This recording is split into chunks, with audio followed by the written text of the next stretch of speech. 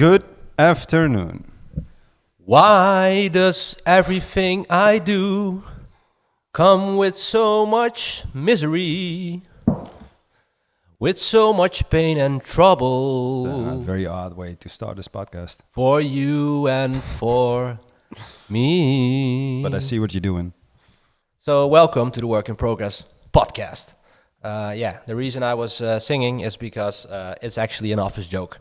Because we put ourselves under a lot of pressure sometimes. And Wes, one of those days that was very busy and stressful, started singing something like, "Why does everything I do comes with so much pain and misery?" or something. And this is, of course, a negative affirmation. So I jokingly told him, let's positively, reverse this and sing about how everything we do comes with so much, I guess, joy and happiness and fulfillment. It's been a life changer, man. Thank you. I should write a book on it probably and become a millionaire overnight. That would be nice. Yeah. So the power of positive affirmation. But all jokes aside, it actually works. I have those days and weeks where I'm constantly down talking myself. Might be recognizable for some folks that are listening or watching, and it really doesn't do you any favors when you keep doing that. No, it puts you in a certain state of mind, man. I think just complaining about things in general, it's a kind of decel, isn't it? Very decel, yeah, very decel, and guilty of it, definitely. But the good news is that it definitely helps to positively, reinforce yourself. Yeah. Well, the funny thing, it started with a joke, but the funny thing is that we're now correcting people almost every day. And it started as a joke, but I think it has some serious undertone. It does. It really does. It's so easy to get into that downward spiral where nothing is going your way, and it's basically a victim mentality a little bit. Yeah, it's bullshit, man. Although I do think being frustrated with things is also kind of my superpower. I know, especially for you. I know this very well. I get absolutely frustrated with things, and that motivates me to finish something or to start something. Yeah. I've seen this with you, especially in times where you are under a lot of pressure. Like it's sort of your way of going through a wall, like this almost self-inflicted complete state of stress and pressure. Kinda. Yeah, like at sometimes at great cost for your physical and mental well-being. Well, yeah, but I mean, it does push you. Maybe it's not the best motivator, but I do think sometimes it's fine, man. I agree. Obviously, everybody wants to be in a Zen state all the time, and we all know that's best. But I've noticed this as well. Just putting yourself under immense pain and just absolutely forcing yourself to sort of enjoy that in a way, and just pushing yourself over the hill, over that tipping point, like you're twitching every fiber, and it's so much pain, but you go through the wall. Yeah, let's get at it. Yeah. And I had it last year when we were going through quite a bit of rough shit, so to say. Yeah. I was constantly thinking, like, okay, bring it on. It's not good long term, but it does push you. And I have to say, I greatly benefited from it. Yeah. And because you turn it around. Let's be clear about that. 100%. Like 10 years from now, I'll probably think, I could have done that. Probably with a little bit less frustration. But yeah, I'm not Buddha, so. No, it's like you're just voluntarily stepping into hell and just constantly challenging your demons to a fight. Yeah. That's how it feels. Yeah. Okay. Onto something more joyful. You know what I did last night? I have no idea. No. Do I want to know? Yeah. I think you do. I was actually spent time in the kitchen, cooking a big bowl. I saw it on X of bœuf bourguignon. Yeah. How was it? It's still on the stove. Okay. Why didn't you bring a portion for me? Because it's still on the stove. Yeah, because it's still on the stove. I can bring some tomorrow, but we will probably not be here. Now I love those winter dishes. We touched on it last episode.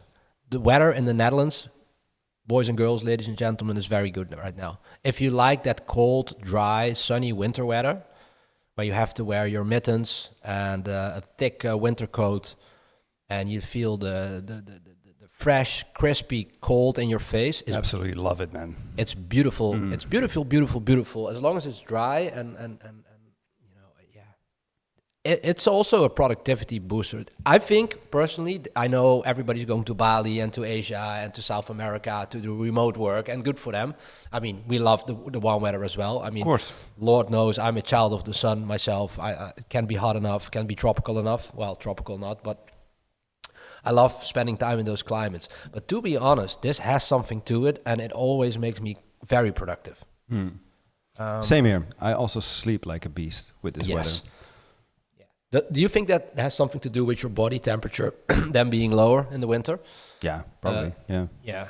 But also just the satisfaction of sunlight is just multiple times higher than from when I receive sunlight in summer. Yeah.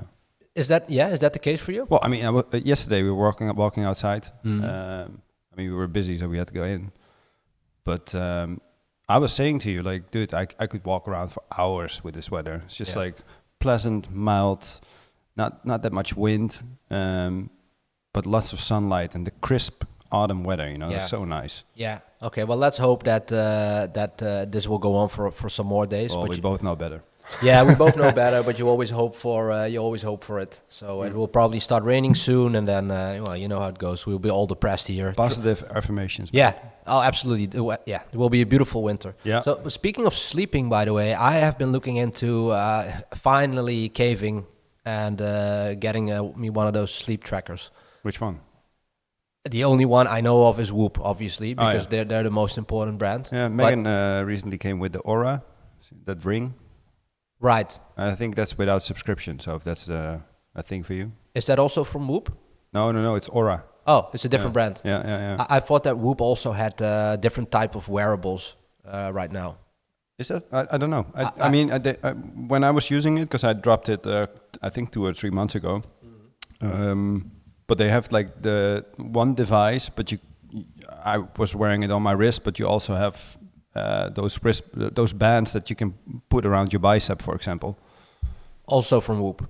Yeah. Okay. Well, yeah, you mentioned that you quit using it. You just stopped using it. Why? Well,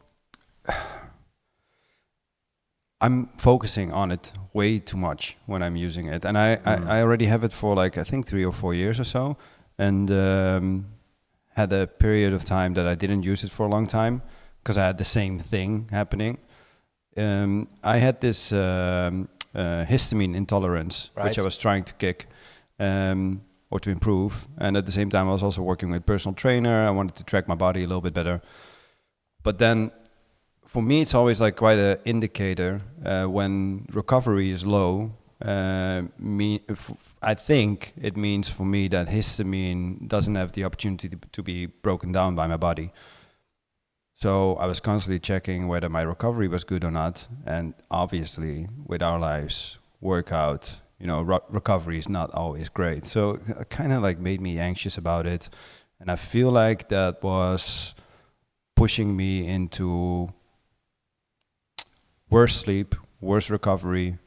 So net negative for me. So that's like the famous, I made some note, data anxiety, right? So,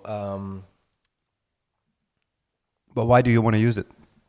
Good question, because I do feel that I've never in my life really optimized my sleep. And there are multiple reasons for that. One, I mean, definitely the most important one is just going to bed, having a habit of going to bed too late. Yeah. That's just my character. That's the biggest hack, man. It's terrible. I mean, if you can hack that, that's halfway. Well, my hack is having a girlfriend who loves to go to bed early. Yeah. Yeah, and that is the best hack. But to be fair, I mean, it's kind of a bummer that I should be, capable of having that discipline to go to bed early alone, because I know what the rewards are. The rewards are amazing.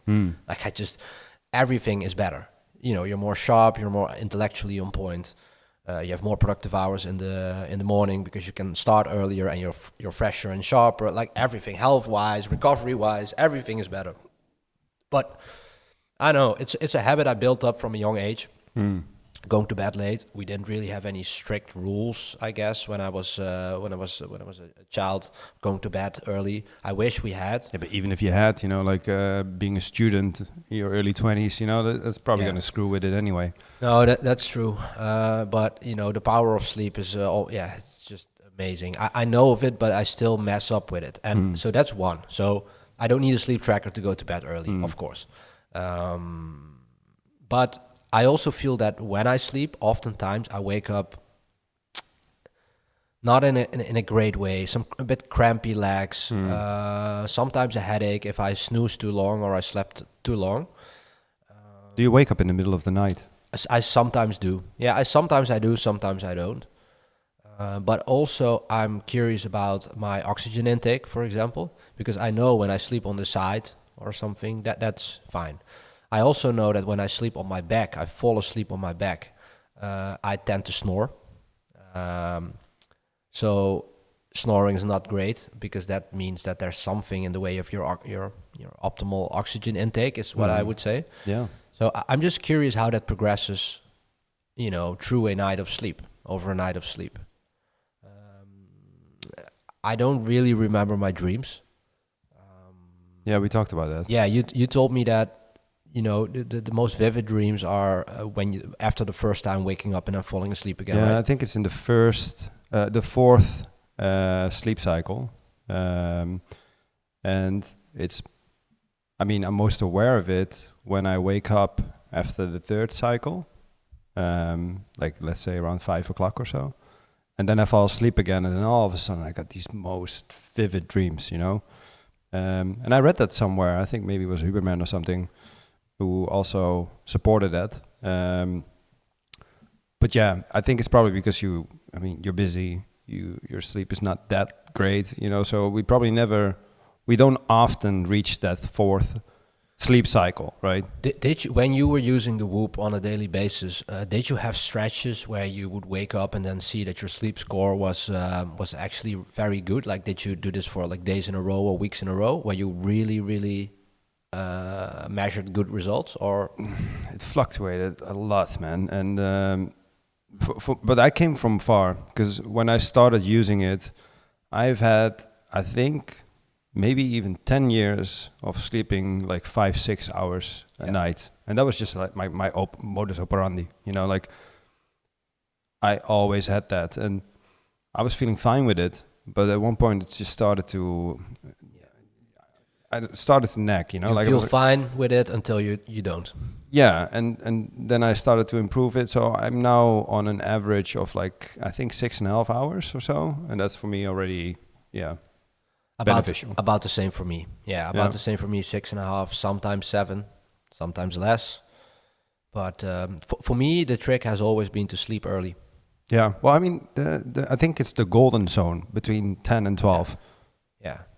If you can sleep then, that's like the most effective sleep. Yeah, no, absolutely. And you also notice it, right? Because when you sleep from 12 till 8, or you sleep from 10 till 6, when do you wake up more refreshed? It's a world of difference. Yeah, definitely. When you go to bed early, magnesium helps me as well. Oh man, yeah, it's great. Well, we talked about your magnesium bath, but okay. So last question about the Whoop before we or any sleep tracker before we move on. So give me a sort of a bit of insight. What were the data points or the main data points that you looked at? For me, that was mostly recovery, but it also tracks heart rate variability, for example. It tracks a lot of different things. For me, the most important one was recovery, and after that, sleep. Just because, like what I just mentioned, like the worse recovery for me, the more careful I should be with high histamine foods, for example. Back then, drinking alcohol, like if I had bad recovery and I drank like 1 or 2 beers, the next day I would be absolutely screwed. So that was it for me. But one thing that I do always say to people that want to start using Whoop, I would define a project for yourself, you know, like what do you want to improve, and just use it for that time span of the project. And because I mean, this is from me, you know, but maybe there's like a lot of people out there who don't care, who don't look at who don't get anxiety of the metrics, who constantly hit like great sleep, you know, because then it doesn't give you anxiety. But it greatly benefited me in improving things. And then once the goals are met, it started to become a bit more of a anxiety thing for me. But isn't that also why Whoop is subscription based? For people to just, you know, work on their sleep for a number of months, for example, and then just apply what they have learned throughout that period? I think it's probably because it increases the value of the business. No, sure, I get that. Yeah. But yeah, who knows? But you can use it that way. That's for sure. Yeah. Okay, well, now that I'm talking about it, it also feels like, speaking for myself, a little bit of a cope. I mean, I should probably first nail all the stuff that I can influence myself, like really going to bed at an early time for a long period of time. Yeah, but then start wearing it now, because then you can actually see the difference. Yeah, you know. Yeah, but I already know that doing the right things alone will make a difference. Of course, man. But it might be good for confirmation. Yeah. And it might be interesting to see if there's like certain things like temperature or whatever. Well, temperature is a big thing, man. Because I had it in summer, right? When I bought that aircon, right. It was like 27 degrees or something in my bedroom, sometimes even higher. And then I bought this air conditioning. Thank you, Peter Levels. And that greatly benefited my sleep. Also, what I noticed is when I put my phone away, like I charge it in the living room instead of next to my bed, that's a massive difference as well. Going out in the morning, having a certain morning ritual. I mean, I've got a dog, so I'll walk the dog in the morning. That's also nice, you know, like when you go out right away, have the cold outside air. Some sunlight maybe already, you know, depending on what time you're going out. But that was also a big improvement. Oh, I bet. And the magnesium, man, that's a game changer. Magnesium is awesome. Yeah. I love it. Yeah. All right. Okay. Well, you know what? I'll look into it. And maybe my girlfriend listens to this clip or this podcast. And maybe she gets me a whoop. I don't know. Who knows, man? Ass whooping. That's what I meant. Wasn't talking about the sleep. Okay, all right, moving on, man, because we have quite some things to discuss. Okay, so a cool one to talk about is that during our previous couple of episodes, it was probably palpable for people that we are a little bit frustrated with the entrepreneurial and tech climate of I guess what you can call the EU. So we've been diving into that topic a little bit, and also, you know, if you do that, you come across voices that you're sort of aligned with, right? So we have this cool entrepreneur, Ole Lehmann, and he had an interesting tweet about the topic of Europe, the EU, and the tech sector, I guess. I saw you interact with him a little bit, and you were talking about a Hampton-style founder community.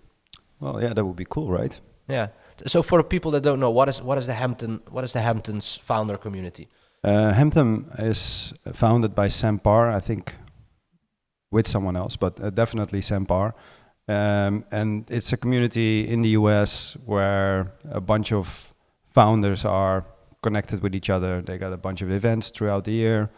They share a lot of data, a lot of information with each other. Some of this information also is presented to the public. So I've downloaded a couple of these decks from Sam Parr about how the service industry is behaving, for example. But they mostly share that stuff inside. Yeah. So it's more of an exclusive community?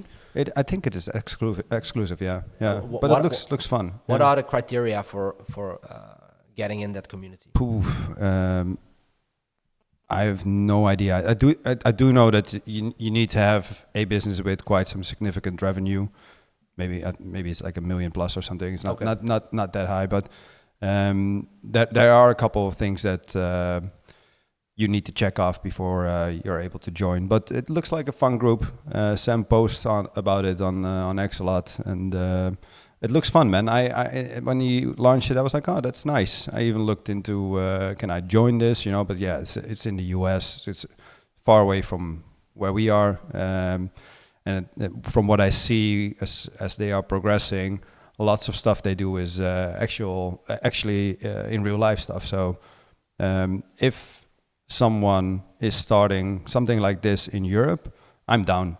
Yeah, we could look into this and brainstorm about some ideas. I see the Hampton Founders now. Exclusive invite-only community designed specifically for entrepreneurs and startup founders. Confidential space for founders to connect, share knowledge, seek support from their peers. Yeah, okay. So key features, curated membership. Entry is highly selective. Confidential peer groups. Okay, members are placed in smaller private peer groups, often called tribes, that meet regularly. So lots of physical meetups. Focus on vulnerability. Emphasizes openness, allowing founders to discuss issues they may not feel comfortable sharing publicly. Mental health, leadership challenges. Well, this is pretty cool, right? Because I told this to my girlfriend that, when you ask an entrepreneur, hey man, how are you doing? He's probably always going to say, yeah, things are going well. Even if it's not their closest friends or inner circle. Yeah, no, things are going well. You always have to sort of, even if your company is on fire, you're not gonna say, no, everything is going to shit right now. Thank you for asking. And I'm under I'm in the biggest amount of pain from my entire career. You're not really gonna say that. So it's probably very cool that you have a confidential peer group where you can just share your issues and be a little bit more vulnerable. Yeah. I like that. Yeah, but obviously there's a bunch of communities also here in Amsterdam, for example, but it feels a bit more traditional and maybe less focused in the type of businesses that are in that community. Yeah. So also that, but shouldn't we also sort of touch on the point that really sparked this idea and discussion, and that is really the state of the EU tech sector, right? Yeah. So because we referenced Ole Lehmann's thread about this, I think 1 or 2 episodes ago. Yeah. And now more than ever, I think that entrepreneurs who see and share the same challenges in this sort of entrepreneurial climate could use each other, would need each other.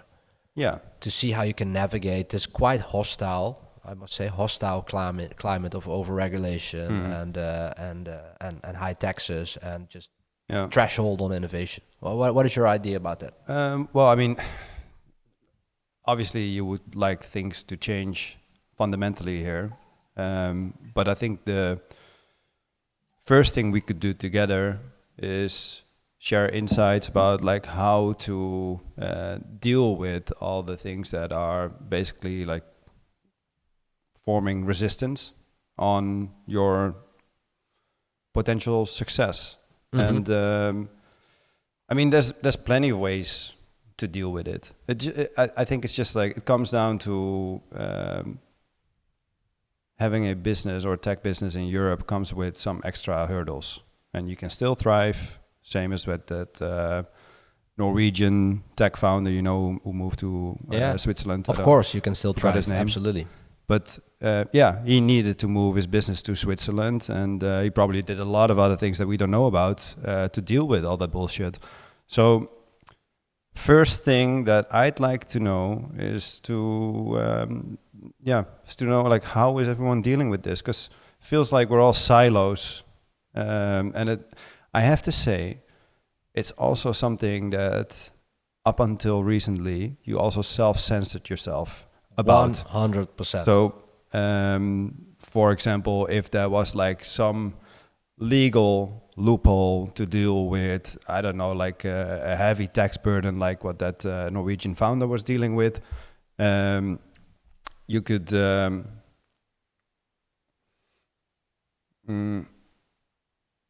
you can still make it happen, but there are so many things out there that we could apply to our business that would make it easier to thrive, and we don't know half of it. Yeah, I think you you mentioned a very important topic here. So we are talking about the state of the EU and all that entails. And what I've noticed as well is that if you really fundamentally want to discuss the issues that make this a more hostile or more static climate for innovation, entrepreneurial freedom, etc. If you really want to discuss those fundamental things, then you often, step into territory that can be highly controversial, as crazy as that sounds. Mm-hmm. And what I've noticed from myself, and maybe you feel the same, is that when talking about this and when writing about this, if you want to write on LinkedIn, You're careful. You're very careful, Yeah. and you mince words, and you always think like, what's the point, right? Because if I do this, I will get bombarded with all kinds of comments, slurs that are not constructive, that are negative. You get labeled for this and that. And I think that a lot of people feel the same way. And you read this between the lines, or just when you talk to people in private. And then they don't speak up publicly. So I think one of the greatest things we can achieve, not we as individuals, but collectively, is that we start with finding each other. Because there's so many people like us, even in the Netherlands, who feel exactly the same way about certain fundamental issues about, for example, the EU. But you don't really find each other, not in large numbers. So I think if you find like-minded people who and start speaking about it publicly together, I think that is sort of the catalyst for real change, and it will take a while. But I feel like the silo thing that you mentioned is highly important. Yeah. Well, the floodgates are open now, I think. So it becomes a little bit more accepted to talk about these things, to talk about DEI or anything that you can have like quite a critical opinion about. Yeah. And I think that is single-handedly done by Elon Musk, which I'm very thankful for. But yeah, you see it. I mean, last week in the Joe Rogan episode with Marc Andreessen, that's another sign to me. Hey, we can start talking about these like difficult topics. It's refreshing that the Overton Window seems to open up a little bit more, or seems to shift. I listened to the Marc Andreessen podcast, and it was to be honest, it was a banger of an episode, right?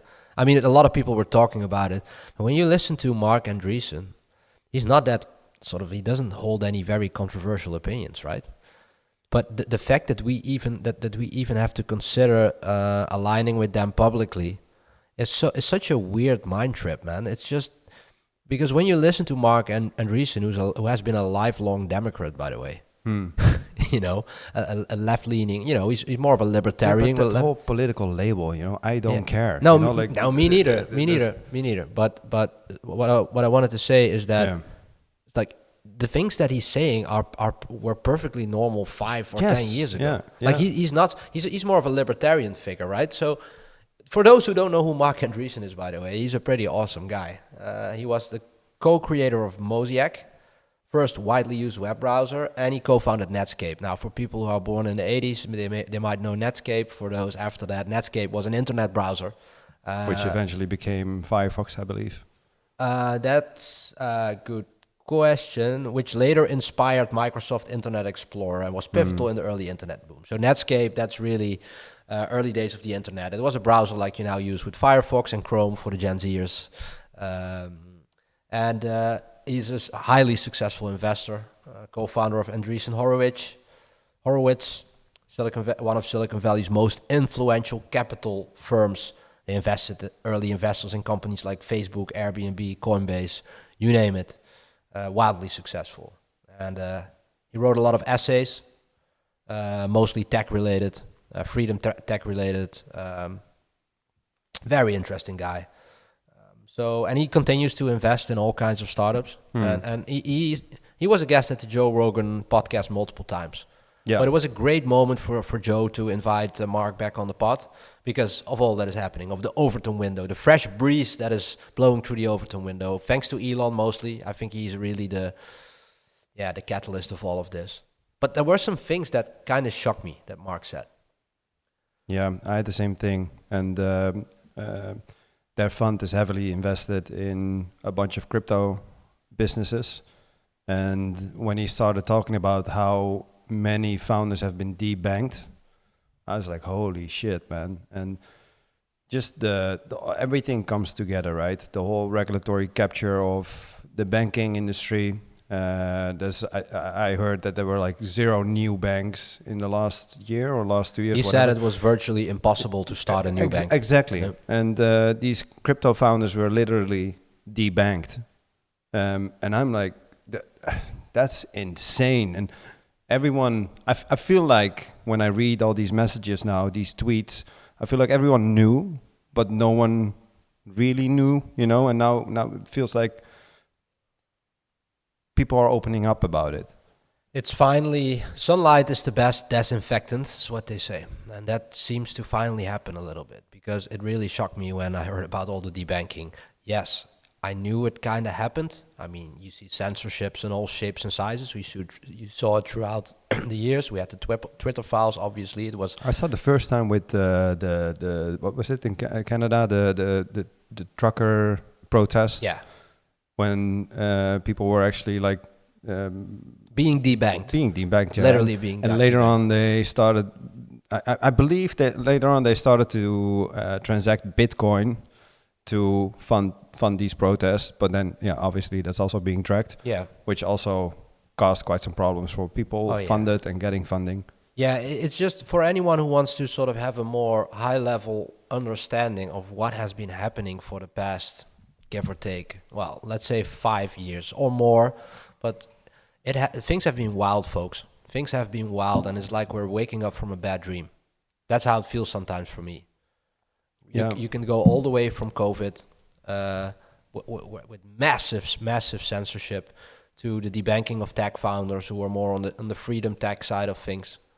I mean, basically what Andreessen pointed out is that whenever you are a threat, whether small or big, to the establishment and its central narrative, you have a problem. And the more high profile you are, or the more success you have, the more of a target you are. And I think that this is just the tip of the iceberg. I mean, we can go so broad. All the institutions, all the universities, all the big tech companies are all captured or infiltrated by, three-letter agencies, the deep state, the government, no matter how you want to call it.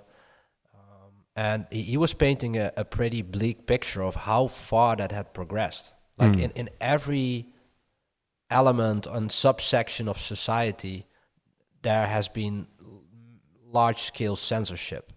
So it's very cool to hear that there's finally people, high-profile people like Andreessen, like Musk, like others, start talking about this and really blowing off the lid of that black box that we have been looking at for a long time. I mean, I see it happening. I see it with us. It feels a bit like a relief that we can finally talk about certain things. I see it with that Ole, who's basically bringing this up. He had that tweet about Europe going absolutely viral. It was nice to see. There's many of us that feel the same. I agree, and this ties into the earlier point that we were talking about. It's all about finding each other. Finding each other, because when there's a threat of censorship, when you sort of step out of line in terms of your opinions, there's an effect where you often feel alone, like you're the only one. You can't. I had that during during COVID as well. Yeah. 100%. But then when you start meeting people a little bit more, and you get conversations going, and you're looking for those new connections of people who are more or less aligned with you, that has such a refreshing and such a sort of encouraging effect. Yeah, gives hope. Gives hope, gives you a little bit of confidence back. Yeah. And I think now is the perfect window to really address fundamental issues about, for example, the EU and the role it plays in the everyday lives of people, in the everyday lives of tech businesses, of entrepreneurs in general. I think I think that window has opened up now, and I expect a lot more good opinion pieces, good discussions about this, podcast episodes with interesting guests. Because this also raises the question, like, where are the people in Europe with sort of the status of an Andreessen or a Musk or a David Sachs that speak up and actually reach a large audience? Where are those? Well, the problem is that there are not many of those, because most of them are corporate board members from businesses that have been started in the 50s, you know, right after the World War. Because after that, not a lot of like wildly successful multinational tech companies have been founded. That's just the truth. Yeah. In Europe. Yeah, we talked about that in a couple of episodes back as well, but yeah, we don't have these kind of people here, I feel like. And maybe they are, maybe there are a bunch here, but I think we'll see that happening in the upcoming months, maybe years. But I do feel the momentum that is being built in the United States at the moment, I feel like we're still far away from that. Yeah, we have a long way to go. But on a personal level, it feels good.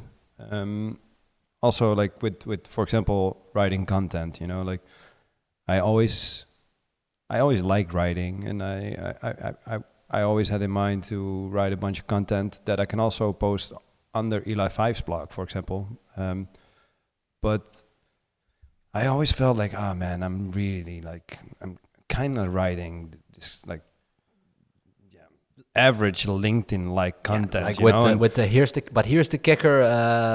Just like I wouldn't say anything that could cause any problems or whatever, you know. And now I'm just like, okay, fuck this. I just write whatever I want.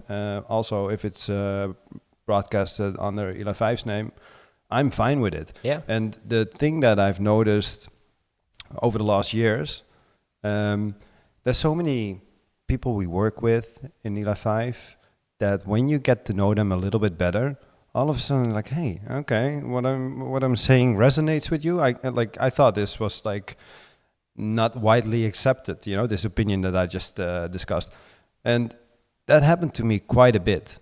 And I feel like to your point about connecting with each other, now I find out about, we think alike about certain topics after you already came into the business, and we discussed many other things, you know, like both of us were probably very careful with certain opinions or like, certain complaints, whatever.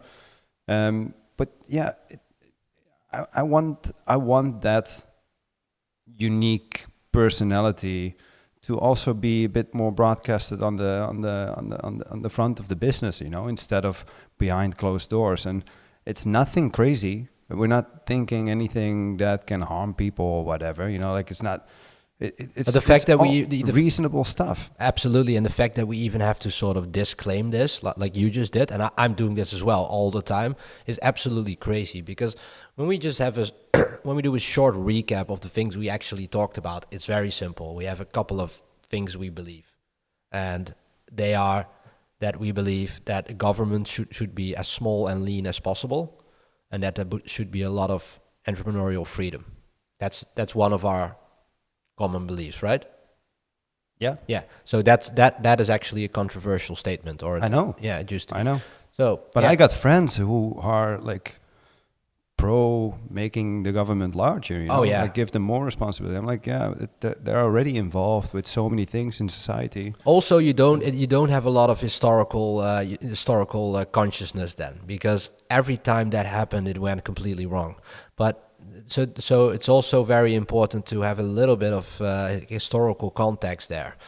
But most people, you know what I always say? There's a phrase, I think I came up with it myself, but okay. Yeah, it's civilizations collapse because people can't remember that they do. Yeah, that's well put. Yeah, thank you. So and the collective, so the span of human collective memory is so limited. Yeah. So limited that it's almost impossible to learn from history. But that's the whole point also of the book, The Fourth Turning, right?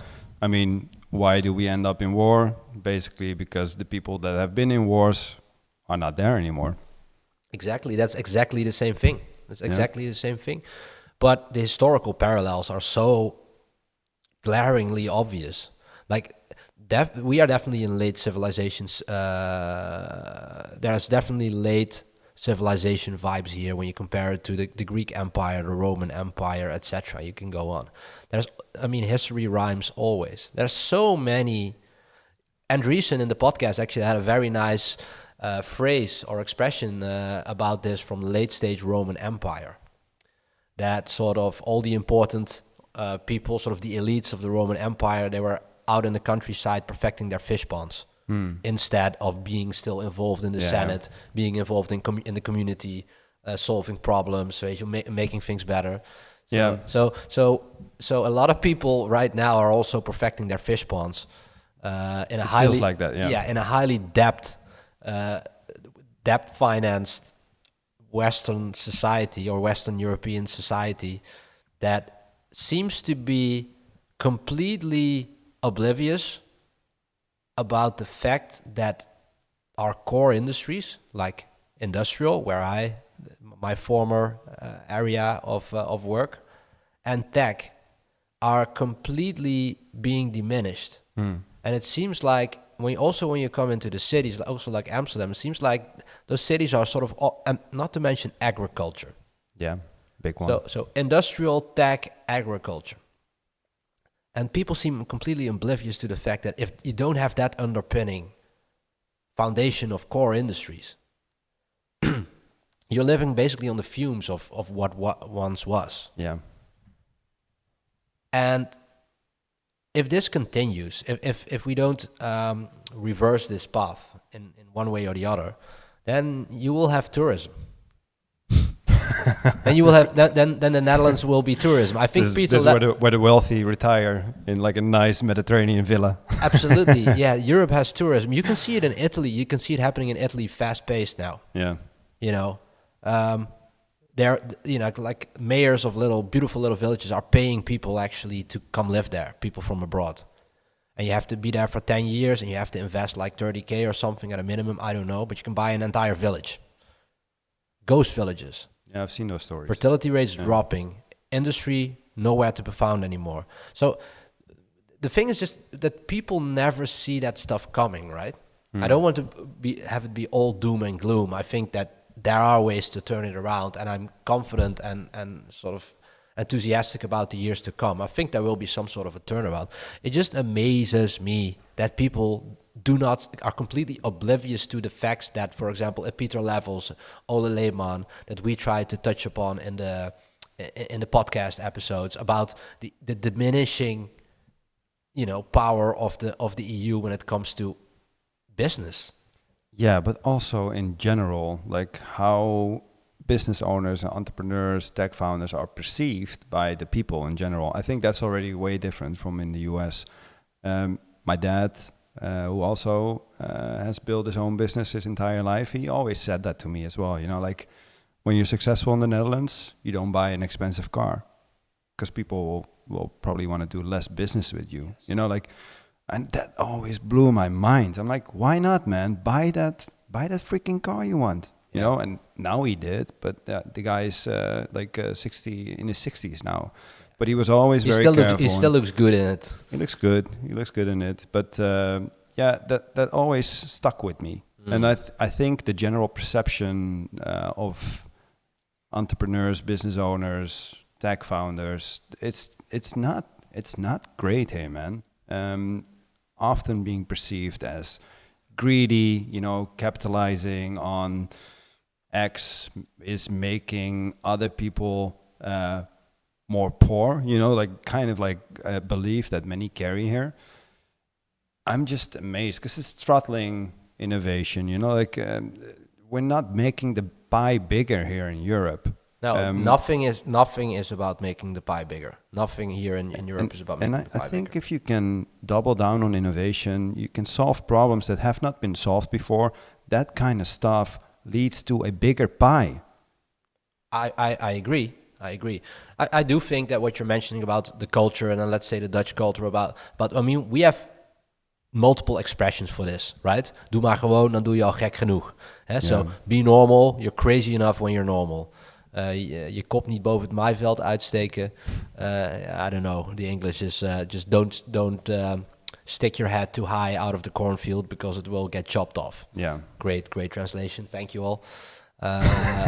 But yeah, so that is in our culture. But to be fair, that has always been the case. That is sort of more of the Dutch mentality. Yeah, exactly. I 100% believe that most of the innovative power, entrepreneurial vitality is because we have slowly but surely, we have a bloating supranational bureaucracy, which we call the EU. That is sort of really bloating. That is bloating with overregulation. That is playing a far too big of a role in the lives of just normal individual people, and all that comes from that insane threshold in innovation and just entrepreneurial freedom. But we are still going to do a deep dive on that. But I'm sorry if that is a controversial opinion. If the belief that we're probably better off as sort of sovereign nation states that trade with each other as they see please, with bilateral agreements, multilateral agreements. I really think that is better and will be more successful than having this bloating supranational entity, above you with very little control of the people.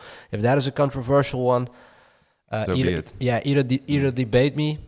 Always happy and open for a good debate, or if you want to label me, unfollow me, I guess.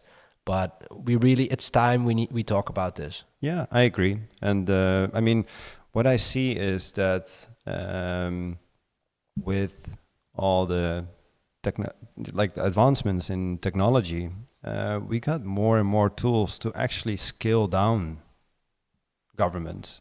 For sure, to make them more efficient.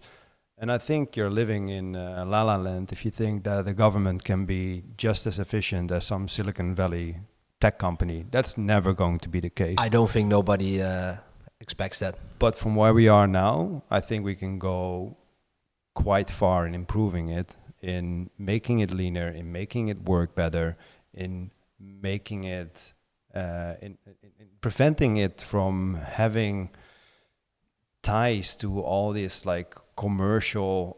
commercially operating businesses, like how many companies here are funded by the EU, and I'm like, that's not I don't think the EU is best for that, Well, that ties back into that the state is notoriously bad at capital allocation. Yeah, 100%. But the worst.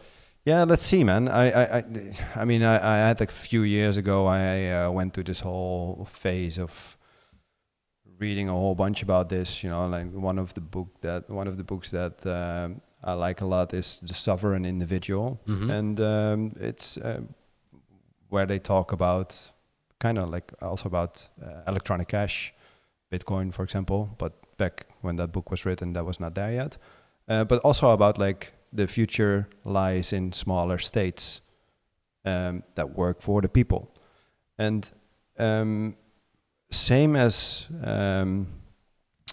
what you see, for example, the advancements in cryptocurrency, which started with a beautiful ethos,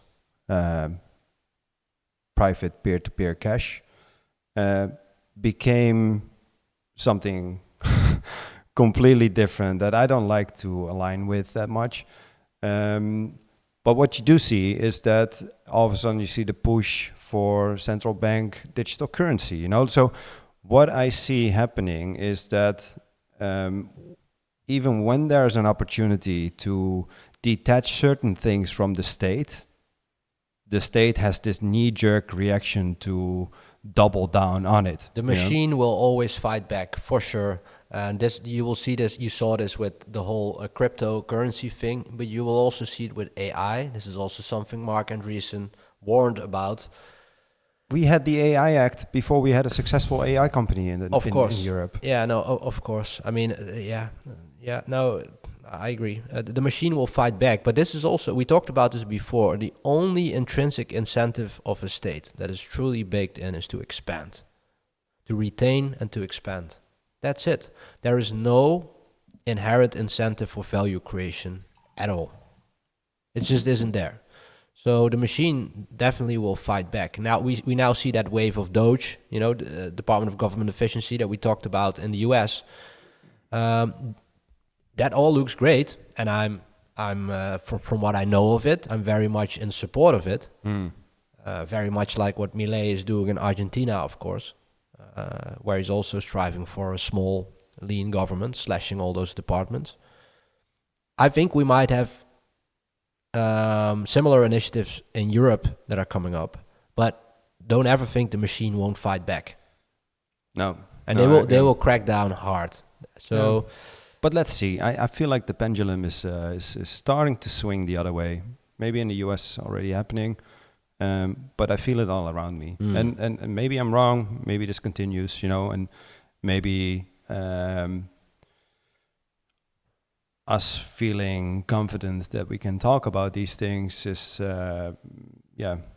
maybe not the case. Maybe we will be cancelled eventually. Could happen. But sure. I feel like the tide is turning. Yeah. No, absolutely. I think just talking about it, finding like-minded people, having good debates about it, honest debates, and decent debates. I think that already is a hugely important thing. So let's hope more people join the fun. And meanwhile, there's plenty of stuff still to do. Even in a climate that is very restrictive, and we talk about this a lot. Of course, on a day-to-day basis, we just crack on with it like everyone, trying to build out our businesses, do fun things, inspiring things, help others, and that should always be the basis. It's never the external factor that you should point at as your main concern, but I do feel that the podcast, it's just a nice platform to talk about stuff that on a day-to-day basis you're not really talking about. Yeah. So I look forward to continue doing this. But I agree, the pendulum seems to be swinging for real this time. Yeah. What would the Work in Progress podcast be without one of my beautiful lists? Well, I like them. They always spike an interesting conversation. But yeah, what do you think? What do you think this thing needs to become? Because I have no idea. I just take it week by week. I'm very happy to talk about certain things. I think it is pushing me to read a little bit more, to write a little bit more, to dive into things a little bit deeper than what I normally do. And I just find it pleasant to talk with you about these things every week. I think it's a good exercise to keep on doing. But I also have no idea where this is going to go. For now, it's basically like a standalone podcast, but we also it's quite connected to NoCo, quite connected to ELA5. What I find a very pleasant idea is that regardless of how many businesses we have in the future, I like the idea of people being able to see who the humans are behind these businesses. Yeah. And if they don't like it, then too bad, man. But change the channel, buddy. Yeah, and if they do, then I think it also leads to stronger, better relationships. So I am very confident that it's a net win. Yeah. Well, I couldn't agree more. First of all, I enjoy doing it, which makes everything easy, because it means that we found a way to create a lot of content in a way that doesn't really cost us any energy, or actually provides us with more energy and more positive thoughts and inspiration and ideas. So even if nobody's watching a year from now, I think it would still be fun to keep doing it. Yeah, I don't care, man. That's not the thing I'm doing it for. I'm also not looking at all these stats. you shared this stat that we had like 260 views on one post. Like, okay, that's banging. Yeah, I know. I mean, Yeah, no, I try not to look at it, but the thing is, yeah, as I'm uploading all of this stuff, all these YouTube shorts. You're the social media manager here. Yeah, for now I am. So we'll probably put out an application soon for someone to sort of offload this to all the way. But no, I just saw that it's just interesting to see when you post shorts. Some of them they just catch fire a little bit. Well, that's not in our case. That's not a right expression. But they get a little bit more traction. Some don't. But no, it's not about the stats. We just keep doing this. And over time we will iterate this format, I'm sure. If it means that we have to sit in our underpants here in order to get views, I will do it. I'm shamelessly. Okay, man, you're you're by yourself on this one. Okay, that's too bad. That's too bad. So let's end with a nice little list. Okay. Because I like those lists. I saw a list from Peter Thiel, which is pretty well known. It's competition is for losers. And I just wanted to cherry pick some of those bullets, maybe have some interesting thoughts about it. So competition is for losers. I mean, from the title alone, I like the idea because it sort of preaches complete self-reliance and self-ownership, not being led by your competitors. Now, I believe in looking at competitors because it's just interesting to see what they do and how they do it. Yeah. But I also very much believe in your own gut feeling and your intuition. 100% agree, man. But I have to say, I don't look that much at competition. And it was this thing that Naval Ravikant said, and I think it's something like escape competition through authenticity. And I was like, that's a beautiful one. I'm looking way too much at what others do. Like I should not care, do my own thing. And maybe it's not completely in line with what Peter Thiel is trying to get across here, but it made me think of it. Yeah. Can you repeat that Naval quote again? Escape competition through authenticity. Yeah, that's exactly what we're trying to do here. I couldn't agree more. I love that quote. That really captures everything I wanted to say about this, actually. Peter Thiel has a great list. If you want to look up, if you just Google "Competition is for Losers" by Peter Thiel, you will see it. It's about monopolies and types of businesses. There's definitely some gems in there because the man has a lot to say. But you know what? I agree in spirit with your quote from Naval. And I had a lot of fun today. Me too, man. Nice. Enjoy your weekend, everybody, and see you next time. All right. Ciao.